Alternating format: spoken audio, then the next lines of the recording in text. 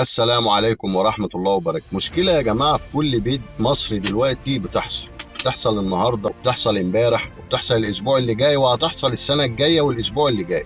إيه هي؟ أنت حضرتك دلوقتي كل أب وأم عايز يفرح بولاده عشان يتجوزهم ويعمل لهم فرح كبير والناس كلها وهو يبقى مبسوط. ربنا يفرح ولادكم ويفرحكم بولادكم. انا ما قلتش اي حاجه خالص والله. ربنا سبحانه وتعالى بيقول ندخل بالمعروف. ايه اللي هو الدخول بالمعروف؟ ان انت جبت شبكه ورحت لاهلها وسالوا عليك وعملت فرح وعزمت الناس كلها وكتبت القايمه ودخلت بالاستاذه دي. الاستاذه اللي انت دخلت بيها دي يا بيه ما بقاش اسمها من اسم ابوها، ما بقاش اللي يعيبها يعيب ابوها، اللي بقى يعيبها دلوقتي يعيبك انت، لان بقى اسمها مدام فلان عشان هي اتجوزتك.